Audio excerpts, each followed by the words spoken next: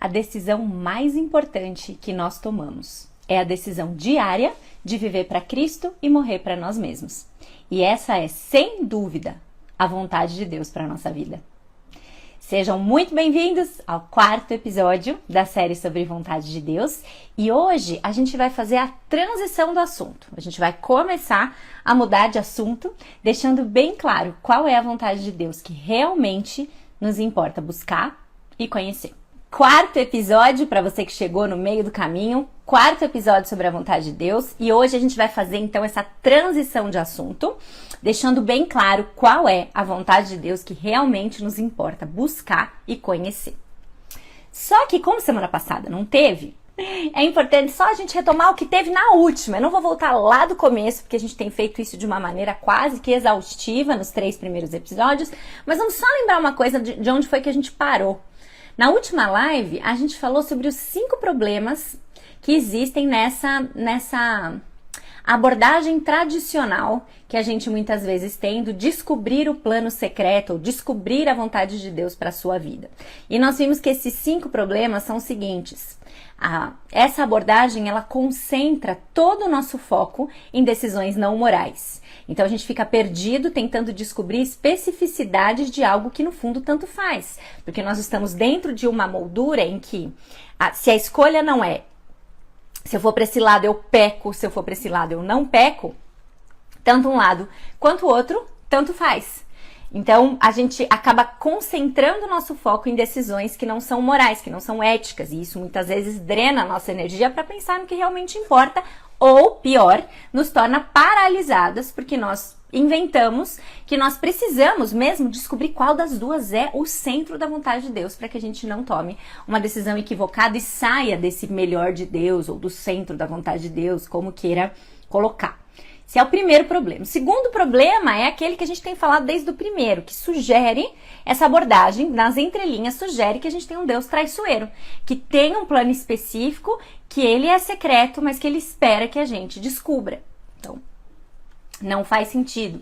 Essa abordagem, e talvez o foco da mudança de perspectiva hoje seja justamente em cima desse terceiro problema, é que essa abordagem ela também encoraja uma preocupação com o futuro. Porque se torna muito angustiante decidir por algo não moral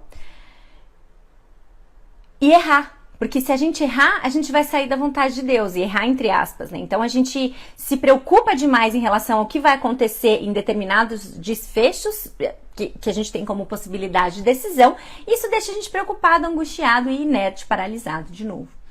4º problema é que ela nos esquiva da nossa responsabilidade e iniciativa. A gente coloca o jargão ou coloca Deus como um escudo das nossas decisões, das nossas escolhas e preferências e fala, não é da vontade de Deus, eu senti, tenho sentido no coração que não é da vontade de Deus que eu namore com você, ao invés de você simplesmente dizer, como diz o Kevin DeYoung, ao invés de você simplesmente dizer não obrigado. Então, muitas vezes a gente usa, e é claro que a gente pede pela direção de Deus, a gente vai pedir pela orientação de Deus, como a gente vai começar a ver na semana que vem, sem dúvida nenhuma. Mas a gente precisa tomar cuidado se a gente não está usando esses termos ou se apoiando nessa abordagem tradicional da vontade de Deus para a gente se esquivar da nossa responsabilidade, que Deus, que nos deu um cérebro, também nos deu a responsabilidade de decidir algumas coisas. E o 5º problema é que a gente fica preso num beco sem saída, como diz o Kevin DeYoung, é o beco sem saída do subjetivismo. A gente acaba decidindo fundamentado principalmente ou primariamente nos nossos sentimentos. Então, se eu sentir paz, se eu sentir que Deus abriu uma porta, e veja, não é problema, muitas pessoas têm questionado essa questão da paz, e a gente vai ver um pouquinho mais pra frente. E não é problema a gente falar, a Bíblia fala sobre a gente sentir uma paz, a Bíblia fala sobre a paz de Deus que excede todo entendimento, mas a gente precisa entender esses trechos corretamente para que a gente não caia na cilada de achar que uma decisão extremamente difícil que causaria tensão em qualquer um de nós, porque a gente sente essa tensão, talvez não seja a hora de decidir, ou talvez a decisão seja errada, porque a gente não está sentindo paz. E não é bem assim. Não é bem isso. Nós vimos até exemplos de pessoas, e eu posso retomar aqui rapidamente só o exemplo de Esther, que muito provavelmente quando chamou o rei Xerxes e a Amã para o banquete, não estava sentindo paz, embora ela estivesse agindo de acordo com a vontade de Deus, porque ela assumiu riscos e fez a coisa que ela sabia ser a coisa certa, que era defender ou lutar para salvar o seu povo do genocídio. Então, cuidado com o subjetivismo, a gente toma decisão baseada em sentimento o tempo todo, mas a gente precisa se cuidar para que esse não seja o principal norteador ou a principal bússola, como se isso fosse o principal requisito para a gente se alinhar com essa vontade específica de Deus ou diretiva que a gente precisa conhecer. Certo? Então esses foram os 5 problemas que nós vimos no último episódio e hoje a gente vai conhecer a maneira melhor de andar na vontade de Deus. E a maneira melhor, uma alternativa bíblica para tudo isso, para todos esses problemas que a gente levantou, ela foi ensinada para nós por Jesus lá no Sermão do Monte. Abra sua Bíblia comigo lá em Mateus capítulo 6. Mateus capítulo 6, versículos de 25 a 34. Abra lá. Abra, por favor. Se você está sem Bíblia, vá buscar. Se você está no carro, tudo bem, não busca não. Mas preste atenção nesse trecho. Um trecho conhecido, mas que talvez a gente ainda não tenha dado a devida atenção para ele ao pensar nesse espectro da vontade de Deus. Mateus 6, de 25 a 34. Esse trecho diz o seguinte: Portanto, eu lhes digo, não se preocupem com a sua própria vida, quanto ao que comer ou beber, nem com seu próprio corpo quanto ao que vestir. Não é a vida mais importante que a comida e o corpo mais importante que a roupa? Observem as aves do céu. Não semeiam, nem colhem, nem armazenam em celeiros. Contudo, o Pai Celestial as alimenta. Não têm vocês muito mais valor do que elas? Quem de vocês, por mais que se preocupe, pode acrescentar uma hora que seja à sua vida? Por que vocês se preocupam com roupas? Vejam como crescem os lírios do campo. Eles não trabalham nem tecem. Contudo, eu lhes digo que nem Salomão, em todo o seu esplendor, vestiu-se como um deles. Se Deus veste assim a erva do campo, que hoje existe e amanhã lançada ao fogo, não vestirá muito mais a vocês, homens de pequena fé. Portanto, não se preocupem, dizendo o que vamos comer, o que vamos beber ou o que vamos vestir. Pois os pagãos é que correm atrás dessas coisas. Mas o Pai Celestial sabe que vocês precisam delas. Busquem, pois, em primeiro lugar, o reino de Deus e a sua justiça, e todas essas coisas lhes serão acrescentadas. Portanto, não se preocupem com o amanhã, pois o amanhã trará suas próprias preocupações. Basta a cada dia o seu próprio mal. É isso. É isso. Jesus não quer que a gente se preocupe com o futuro. E o que a gente viu que a nossa neura, por querer saber o plano específico de Deus para nós, faz, é justamente isso. A gente se preocupa com o futuro. E esse é um trecho clássico, famoso, muito conhecido do Senhor Jesus para nós, dizendo não se preocupe com o futuro. Deus sabe o que nós precisamos para viver. Deus sabe aquilo que nós precisamos, não aquilo que nós desejamos, mas ele vai além muitas vezes e nos dá não só aquilo que a gente precisa, mas aquilo que a gente deseja também. Ok, mas ele sabe o que a gente precisa e o que a gente deseja. Quando Deus quiser que a gente morra, a gente vai morrer.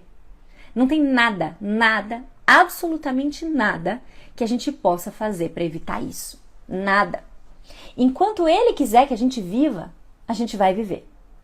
E enquanto a gente estiver vivo, ele vai nos dar alimento, bebida, emprego, casa, tudo aquilo que nós precisamos para viver e para glorificá-lo nessa vida.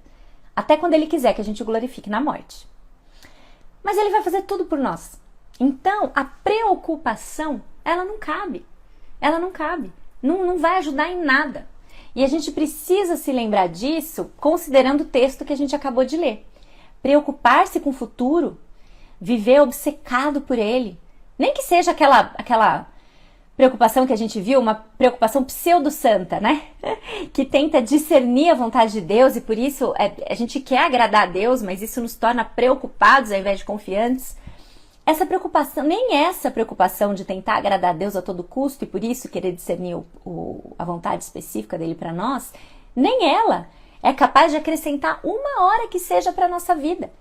E essa preocupação, como você provavelmente já experimentou e eu também, essa preocupação também não vai nos tornar nem mais felizes e nem mais santos. Isso sem contar o fato de que a Bíblia claramente coloca que preocupar-se com o futuro, como a gente já viu também, é evidência de incredulidade. Então, preocupar-se com o futuro e tentar ficar descobrindo as minúcias do plano de Deus para a nossa vida é uma questão espiritual. Deus não trabalha com a gente dessa forma. Deus não trabalha com a gente nos mostrando como será o amanhã, nem mesmo nos dizendo quais são as decisões que a gente tem que tomar amanhã. Essa não é a sua maneira, porque como a gente viu lá no primeiro episódio, isso não seria andar por fé. E a maneira de Deus trabalhar conosco é a gente andar pela fé. A maneira de Deus é nos dizer que Ele conhece o amanhã, que Ele cuida de nós e que por isso a gente não deve se preocupar. Essa é a maneira de Deus. Ele conhece o amanhã. Ele cuida de nós. Isso é tudo que a gente precisa saber. E a gente não tem por que se preocupar. O foco, então, dessa passagem, aplicando para essa questão da vontade de Deus para nós, depois que Jesus fala sobre tudo isso, ilustra falando dos lírios do campo, das aves do céu, que elas não têm a menor ideia do que está acontecendo, Deus cuida delas, e se Deus cuida delas, Ele não vai cuidar da gente também? Então, qual é a conclusão depois que ele fala tudo isso? Busque, pois. Lembra? Porque muitas vezes a gente dissocia esse versículo, né? A gente sai cantando só esse pedacinho pra frente. Devia criar uma estrofe 0 falando da parte inicial. Mas qual é a conclusão desse raciocínio? A gente não deve se preocupar com nada, não deve ficar se preocupando com o que come, com o que bebe, com o que vai se vestir, onde vai morar, com quem vai casar. Aqui eu tô fazendo algumas adições aí para você entender o quão amplo é isso. A gente não deve se preocupar com isso e a conclusão no 33 e 34 é: busque, pois. O quê? Busque, pois, em primeiro lugar, o seu reino e a sua justiça. Busque, pois, em primeiro lugar o seu reino e a sua justiça. Essa é a continuação e isso é muito importante. Porque a conclusão, você não vai se preocupar com essas coisas. O que você vai fazer é buscar o reino de Deus e a sua justiça. Não existe nenhuma instrução no combate à ansiedade, que é sobre isso que esse trecho trata, que seja dirigido a buscar, pois, uma palavra especial da parte de Deus antes de tomar uma decisão. Não está escrito isso aí. Ao invés disso, a gente é incentivada a buscar em primeiro lugar a pessoa de Cristo, a buscar em primeiro lugar o seu reino, as coisas relacionadas a ele. E aí, nesse sentido, olha só o que o De Young coloca aqui no livro que a gente tem usado, Faça Alguma Coisa, do Kevin De Young, na página 37, dá uma olhada, como ele diz isso.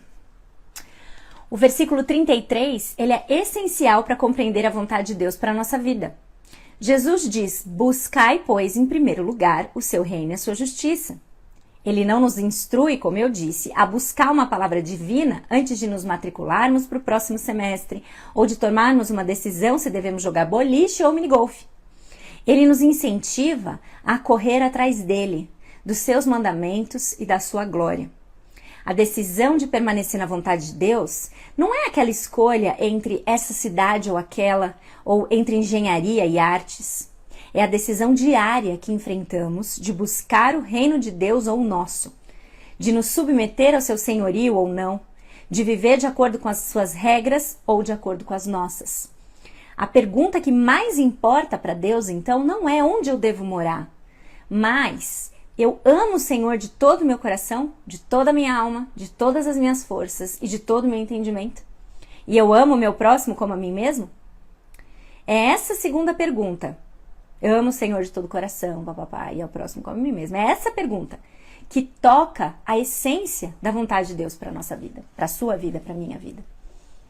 Então essa é a primeira questão principal. A maneira de Jesus sobre olharmos para o futuro envolve a gente buscar o seu reino antes de tudo. E todo o resto, as questões não morais, elas nos vão ser acrescentadas para o nosso bem no tempo de Deus, a maneira de Deus. E a gente vai vivendo, focando e buscando em primeiro lugar o seu reino e a sua justiça, confiantes de que todo o resto nos vai ser acrescentado e Ele está cuidando de todo o resto. E a gente vê também que essa linha de de pensamento, essa instrução, na verdade, né, que nós recebemos de Jesus aqui no Sermão do Monte, Paulo também reproduz. Paulo também reproduz essa essência sobre a vontade de Deus em alguns outros lugares. E no livro, Kevin DeYoung cita 4 passagens específicas em que ele faz isso, mas eu vou trabalhar 3 aqui com vocês. 3 outras passagens em que a gente vê que andar na vontade de Deus significa ou está diretamente relacionado com buscar em primeiro lugar o reino de Deus e a sua justiça. Primeira passagem está lá em 1 Tessalonicenses. 1 Tessalonicenses, capítulo 4, versículo 3. Não marquei hoje aqui. E aí agora, eu que lute de achar Tessalonicenses fácil. Achei. 1 Tessalonicenses, capítulo 4, versículo 3 diz o seguinte: a vontade de Deus, olha que interessante, começa assim já. A vontade de Deus é que vocês sejam santificados. A vontade de Deus é que vocês sejam santificados. E aí ele continua, porque ele está falando nesse contexto. Abstenham-se da imoralidade sexual, cada um saiba controlar o seu próprio corpo, o texto vai seguir. Mas qual é a vontade de Deus para nós, gente? Santificação. Santificação. Quer saber a vontade de Deus para a sua vida? Ele quer que você viva uma vida santa. Uma vida separada. Separada para se tornar cada vez mais a imagem de Jesus Cristo.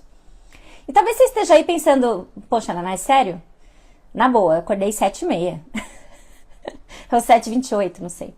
Eu esperava mais de você nesse episódio. Eu tô aqui super acompanhando e o que você tá me trazendo é o óbvio do óbvio das maiores obviedades. É claro que a vontade de Deus é que eu seja santo, isso eu já sei. Eu sei. Eu espero que sim, pelo menos. Eu espero que isso não seja uma novidade pra você. Mas é aquilo, é aquele chavão. O óbvio precisa ser dito. O óbvio precisa ser relembrado, lembrado, dito, revisado. E aí, como diz o sábio, que o nome me fugiu da cabeça agora, o que me espanta na Bíblia não são as coisas que eu não conheço. O que me espanta na Bíblia são as coisas que eu já conheço, mas eu insisto em esquecer, ou tenho dificuldade em colocar em prática. E essa é uma delas. A gente fica batalhando para saber se é da vontade de Deus que a gente faça um curso ou outro na faculdade, e a gente não se empenha em ser santo, em buscar a santidade, em viver uma vida separada. Ele quer que você compre uma casa. Quer saber qual é a vontade de Deus para sua vida? Ele quer que você compre uma casa que possa glorificar a Deus. Uma casa que o santifique. Isso que ele quer. Não uma casa que você vai poder esbanjar para todo mundo. Uma casa que a sua motivação para adquirir seja a sua própria glória. Mas uma casa que vai santificá-lo à medida que você serve nessa casa. Serve a sua família com zelo, serve os outros com zelo, acolhe com hospitalidade, etc, etc. Esse é o raciocínio. Ele quer que você se vista com roupas que santifiquem, que aponte para a glória de Deus, não para você, não para o seu corpo, não para suas curvas. Quando você se casar, ele quer que você se case para que você cresça em santidade, não em felicidade. E a gente sabe que isso é diferente. Ele quer que você se case para que você seja santo. E olhar para o casamento assim já delimita muita coisa em relação a quem é a pessoa com quem a gente vai se casar. Saiba disso com toda certeza, porque isso norteia, sim, muitas das suas escolhas. A vontade de Deus para você sempre vai ser a sua santificação. Sempre. Para por um momento aqui, faz esse exercício comigo de novo. Imagina só o quanto essa constatação pode nortear suas decisões em relação ao que você come, em relação ao que você bebe, o quanto você come, o que você veste, os lugares que você vai, o carro que você almeja ter. A vontade de Deus para sua vida é que você seja santo em qualquer coisa que você for fazer. Caramba, isso já norteia muito as decisões que a gente toma, não é verdade? Ele quer que a gente seja separado. Ele nos separou para que a gente se torne cada vez mais parecido com Jesus Cristo. Essa é a vontade de Deus para a nossa vida. Buscar em primeiro lugar o seu reino e a sua justiça implica em sermos santificados. Esse é o primeiro trecho que Paulo traz em consonância com a ordem de Jesus no Sermão do Monte. O segundo está em 1 Tessalonicenses também, eu fechei a Bíblia, capítulo 5, versículos de 16 a 18. Vocês podiam me ajudar, né? Mas a tela é espelhada, mas eu achei. Aí você sempre acha que eu tô em Gênesis, né? Mas eu não tô em Gênesis, não. 1 Tessalonicenses 5, versículos 16 a 18, dizem o seguinte: alegrem-se sempre, orem continuamente, deem graças em todas as circunstâncias, porque essa é a vontade de Deus para vocês em Cristo Jesus. Essa é a vontade de Deus para vocês em Cristo Jesus. Qual? A vontade de Deus é que a gente sempre se regozije, que a gente sempre ore e que a gente sempre dê graças. Tá muito claro aqui. Termina assim desse jeito, inclusive, porque essa é a vontade de Deus para você. Essas são as coisas com as quais a gente deve gastar a nossa energia e os nossos esforços. Alegria, oração e gratidão. Sua vida é caracterizada por uma vida cheia de alegria? Sua vida é caracterizada por uma vida de oração? Você tem orado continuamente? Você tem dado graças em todas as circunstâncias? Pois é, deveríamos. Sabe por quê? Porque esta é, versículo 18, a vontade de Deus para nós em Cristo Jesus. Contentamento, a gente tem uma série inteira sobre isso aqui, disponível em qualquer plataforma minha. Contentamento, satisfação na vontade de Deus, lembra? Vem de um reconhecimento de quem Ele é e de que Ele controla cada detalhe da nossa vida. Com isso, a gente é alegre, porque a gente sabe quem está no comando. A oração expressa a nossa dependência na vontade soberana de um Deus bondoso que não nos desampara. E a gratidão manifesta o coração de alguém que entendeu essas duas. E que aí, porque entendeu essas outras duas, que é contente, que ora continuamente, ainda que essa pessoa não entenda, ainda que essa pessoa não entenda o que Deus está fazendo, ela dá graças, porque ela entende que Deus vai à frente e que Deus tem um plano perfeito, que não cabe a ela, que não cabe a nós descobrir, mas confiar, obedecer e seguir em fidelidade. Seguir em fidelidade. O terceiro trecho de Paulo e o último aqui já caminhando para o nosso fim da devocional, né? Está em Colossenses, capítulo 1, versículos de 9 a 12. Peraí.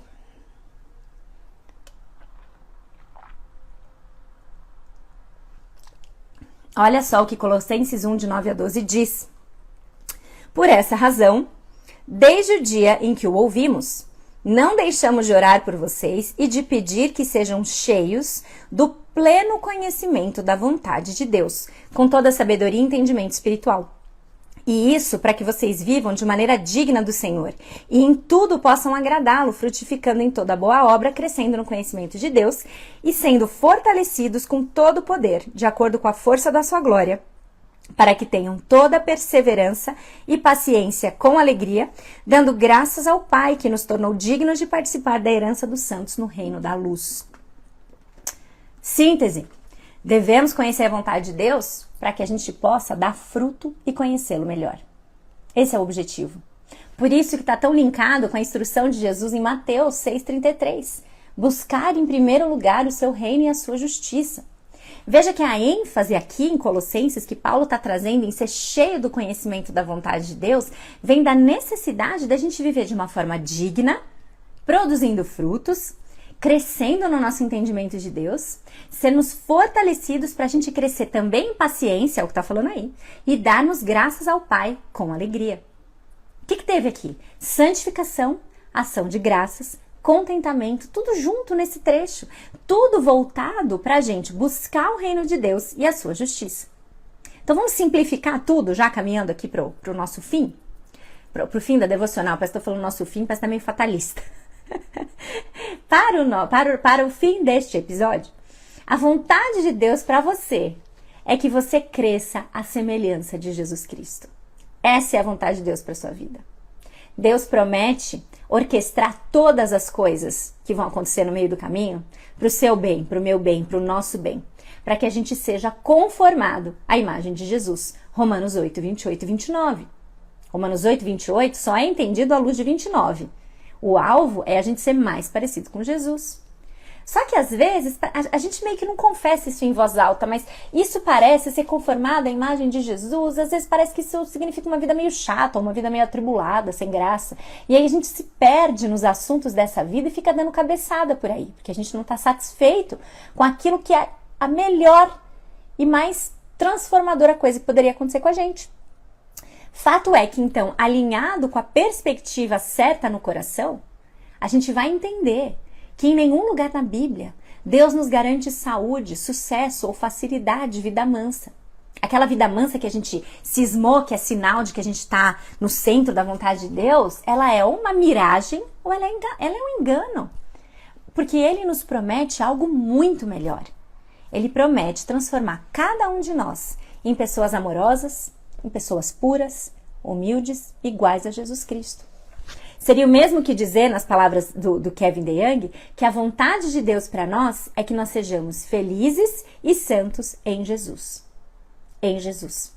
E é com essa perspectiva, esse alvo, essa visão, que a gente deve ir para a vida e tomar atitude. Vai lá, aceita o pedido de namoro do rapazinho. Vai lá, pede a menina em namoro. Desde que vocês não estejam em julgo desigual e desde que vocês realmente gostem um do outro. Não fique esperando revelações divinas, etc. Tá dentro desse quadro? Vai lá, faz alguma coisa. É o título do livro do Kevin DeYoung, ele repete isso e eu acho o máximo. Vai lá, entra na faculdade, escolhe o emprego que você quiser, desde que não seja um emprego perverso. Vai lá, como diz o Kevin DeYoung de novo, faz alguma coisa. Abandona a passividade, o medo, a busca pela realização completa, o perfeccionismo que te paralisa, a preocupação com o futuro. Não espere pelo sinal, pelo sonho revelador. A gente viu na Bíblia, não tem nada que você faça que possa acrescentar uma hora que seja para sua vida. Paremos de nos preocupar. Se você estiver buscando em primeiro lugar o reino de Deus e a sua justiça, você está na vontade de Deus. E porque você está na vontade de Deus, lembra da semana passada? Vai e faz alguma coisa, porque essa é a vontade de Deus para você. Lembra do coração do decisor? O coração de quem toma decisão como algo mais importante do que a decisão tomada? É isso. Um coração que busca em primeiro lugar o reino de Deus e a sua justiça não vai decidir nada que não seja coerente com isso. Então a gente precisa parar de pirar e decidir. Decidir. As coisas que aprisionam muitos de nós, que é o subjetivismo, o desejo por uma vida estável, sem riscos, o horóscopo favorável para que a gente tome uma decisão, isso não cabe para nós. O Kevin DeYoung coloca que as únicas correntes apropriadas por um servo de Jesus Cristo são as correntes da justiça, que são: morra para o eu e viva para Cristo. Se você morreu para o seu eu e está vivendo para Jesus Cristo, buscando em primeiro lugar o seu reino e a sua justiça, faça o que você quiser, vai para onde você quiser, para a glória de Deus. Faz o que você quiser nessa moldura, para a glória de Deus. Então, gente, a gente começa a desvendar um mistério, que no fim, vocês viram aqui, não tem nada de misterioso. Eu duvido que algum trecho que eu li hoje aqui seja novidade para vocês. A vontade de Deus para a nossa vida não é complicada. Claro que a gente não vai minimizar tudo aqui e negar que existem decisões que são difíceis, mas como princípio geral, a gente precisa lembrar disso, porque essa é a moldura maior, em cima da qual, ou a partir da qual, as nossas decisões serão tomadas. Seja santo para a glória de Deus. Seja santo para a glória de Deus. Então, a decisão mais importante que a gente toma é a decisão diária de viver para Cristo e morrer para nós mesmos. Como eu disse, é claro que a partir daí, existem outras decisões a serem tomadas e nem todas elas são fáceis. Nós temos milhares de escolhas e decisões. E é para aí que nós vamos a partir da semana que vem. Para a questão de orientação. Deus nos orienta nas nossas decisões. E orientação é bem diferente de direção antecipada que a gente deve descobrir, então seguir. Certo? Orientação é uma coisa. Essa direção antecipada que a gente precisa descobrir para seguir é outra. Bem diferente. A gente não está falando, então, sobre como Deus revela de antemão cada decisão que a gente tem que tomar na vida. Sim, é apropriado que a gente busque a sabedoria de Deus quando a gente enfrenta decisões, mesmo as decisões não morais ou não éticas. Não é uma ideia ruim a gente fazer isso. O que é uma ideia ruim é a gente tratar decisões não éticas como mais importantes do que elas realmente são. Porque você cismou que existe uma resposta certa que você precisa descobrir. Isso aí, eu espero que a gente já eliminou. Então, a partir da semana que vem, a gente vai falar sobre orientação. Como Deus nos orienta. Beleza? Semana que vem é esse o nosso tema, então. A gente começa a migrar para esse lado. Como Ele nos orienta. Antes de terminar, antes da gente encerrar o nosso dia hoje aqui, eu quero responder uma pergunta que surgiu. E essa pergunta é a seguinte: como que eu posso aconselhar alguém que escolheu errado em uma decisão moral? Porque a gente tem falado muito de decisão não moral, mas alguém sugeriu ali que eu falasse um pouquinho como que eu aconselho alguém que escolheu errado numa decisão moral. Ou seja, essa pessoa pecou e agora essa pessoa acha que não tem mais jeito de voltar para a vontade de Deus. E aí, o que a gente poderia pensar aqui? Esse é um engano comum e que aprisiona muitas pessoas, acho que é uma armadilha do inimigo ou do nosso coração enganoso, para que a gente pense que uma vez que a gente pecou não tem mais volta. E isso é completamente incompatível com o que Jesus Cristo fez por nós na cruz. O perdão, ele nos regenera por completo. Quando a gente coloca na cruz de Jesus os nossos pecados, quando a gente se arrepende, confessa e pede perdão a Deus pelos nossos pecados, está pago. Jesus assumiu a nossa culpa. Deus nos declara justos pelo sacrifício de Jesus por nós. E isso nos torna, então, completamente regenerados. Não importa a escolha errada ou o pecado que você cometeu. Isso não significa que não tem mais jeito para você. Ah, não, mas você não sabe o que eu fiz. Eu não sei, Cristo sabe. E se existisse alguma coisa que não fosse coberta pelo sacrifício de Jesus na cruz, ele não teria sido suficiente. Mas ele foi. Tá tudo pago, tá tudo consumado na cruz. Então, o perdão, ele nos regenera por completo. As consequências daquilo que nós fazemos, elas são inevitáveis. Então, elas vão continuar existindo, sem dúvida nenhuma. Deus é poderoso para também remover consequências de pecado? Ele é, mas muitas vezes, maioria das vezes, não é assim que ele trabalha, conosco também. Então, o perdão nos regenera e nós temos que, em fidelidade e obediência, conviver com algumas das consequências, mas isso não significa que não tem mais jeito, que não tem mais saída. Sabe uma coisa que é muito comum em relação a isso? É a questão do início de atividade sexual. Gente que ainda solteiro tem uma vida sexual ativa, se arrepende e depois fala, mas qual é o ponto de agora eu não me envolver mais sexualmente antes do casamento, se eu já não sou mais virgem? Agora já foi. Isso é engano, isso é mentira. Isso vem alicerçado numa série de mentiras que são muito danosas para nós. Sim, existe consequências, existem consequências, mas Deus te regenera para viver uma vida sexualmente pura por completo. Então, logo, você se arrependa do seu pecado. Jesus Cristo te perdoa, te declara justo diante dele. E você pode sim viver uma vida sexual santa, justa e pura e casta para a glória de Deus depois disso também. Tá? Então, vamos lembrar disso. E uma outra coisa que é bem importante, e aí eu termino aqui. Deus é soberano sobre as nossas escolhas. Deus é soberano sobre as nossas escolhas, mesmo as ruins. Deus é soberano sobre as nossas escolhas, mesmo as ruins. Deus é Senhor das consequências. E Ele usa tudo isso para o nosso bem. Lembra do exemplo de José? José, inclusive, diz que Deus usou o mal que foi atentado contra José para transformar em bem. Então, o próprio pecado dos irmãos de José, quando jogaram ele no poço, quando entregaram ele para os egípcios, isso foi transformado em bem para salvar não só a própria família, não só os próprios irmãos, mas também todo o povo de Israel, né? O povo de Israel, o povo do Egito, enfim. Deus transformou o mal em bem. A mesma coisa Esther. Esther, que muitas vezes a gente faz uma leitura um pouco Disney demais da história dela, eu até escrevi um pouquinho sobre isso nos stories. Esther fez uma sucessão de escolhas erradas, Esther e Mordecai, e Deus usou tudo isso para que ela estivesse no lugar certo, no momento certo, para que fosse quebrantada a respeito da importância dela se identificar com o seu povo e aí falar em favor dele e evitar o genocídio. Então, escolhas morais que são erradas não significa que não há mais jeito da gente voltar para a vontade de Deus, porque Deus é soberano inclusive sobre isso, algo que não cabe na nossa cabeça, mas que a gente aceita pela fé. Deus é soberano inclusive sobre isso, e Ele orquestra essas coisas para que os seus propósitos soberanos aconteçam. Lembre-se, a vontade decretiva de Deus não há o que você faça que te coloque longe dela, que te coloque distante dela. Que isso sirva de consolo para você. Que isso sirva também de repreensão para você. Arrependa-se. Arrependa-se da escolha errada que você tomou. Siga o caminho da obediência. Seja santo. Vive em alegria, oração, ação de graças, porque essa é a vontade de Deus para sua vida. Certo? Gente, até a próxima. Tô vendo o pessoal aqui comentando bastante coisa, perguntaram o livro, já resolveram, já falaram. Tem no feed, aqui no feed do Instagram, tem um post com as referências bibliográficas, entre aspas.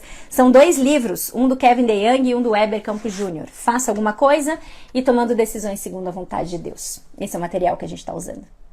Uma boa semana para vocês, até a próxima quarta-feira e até lá, siga vivendo a vontade de Deus para sua vida. Seja santa, busca a santificação, em tudo dai graças, alegrai-vos sempre e ore continuamente. Beijão para vocês e até a próxima. Tchau, tchau.